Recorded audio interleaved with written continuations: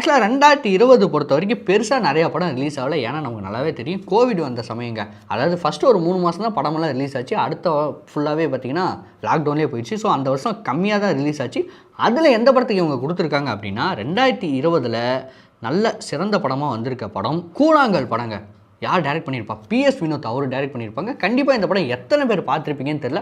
பார்க்கலைன்னா நான் சொல்கிறேன் மஸ்ட் வாட்சிங்க கூழாங்கல் அப்படிங்கிற படம். படம் கொஞ்சம் ஸ்லோவாக தான் போகும். என்னடா படம் இது அப்படிங்கிற மாதிரிலாம் கேட்டுறாதீங்க. அந்த படம் உங்களுக்கு புரியலன்னு அர்த்தம். நம்ம பசங்க நிறைய பேர் யூடியூப்பில் வந்து அது பேர் என்ன டீகோடிங் அப்படிங்கிற விஷயம் பண்ணியிருக்காங்க. ஸோ கண்டிப்பாக அதை நீங்கள் பார்க்கலைன்னா பார்த்துருங்க, ஓகேவா? அடுத்ததாக 2வது பரிசு எந்த படம் வந்து வாங்கியிருக்கு அப்படின்னா சூரரை போட்டிருங்க. ஃபஸ்ட் ப்ரைஸே கொடுத்துருக்கலாம் நிச்சயமாக, அதான் செகண்ட் ப்ரைஸ் கொடுத்துருக்காங்க.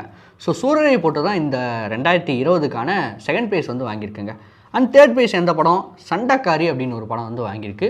நான் ஓப்பனாக சொல்லணும்னா நான் அந்த படம் பார்க்கல, நான் பார்த்துட்டு நான் சொல்கிறேன்.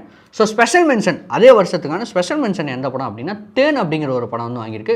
ஸ்பெஷல் மென்ஷன் கொடுத்துருக்காங்கன்னா கண்டிப்பாக நல்ல படமாக தான் இருக்கும். எல்லோரும் கண்டிப்பாக இந்த படத்தையும் பார்த்துருங்க.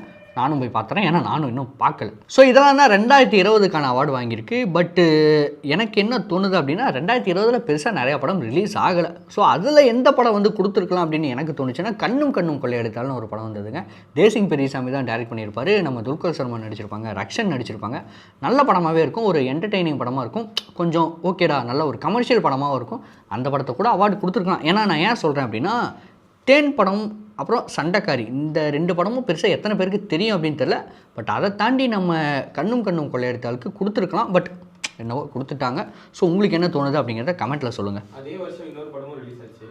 என்னப்பா? ஓமை கடவுளே கூட நல்ல படம். கண்டிப்பாக அது கூட ஃபீல் குட் மூவி. ஆக்சுவலாக பாருங்கள், நம்ம கேமராமேன் சொல்கிறாரு ஓமை கடவுளே கூட நல்ல படங்க. நிச்சயமாக அதெல்லாம் ஃபீல் குட் மூவியில் கொடுத்துருக்கலாம். பட் அவங்க கொடுக்கல. எதை அடிப்படையில் வச்சு கொடுத்துருக்காங்கன்னு தெரில.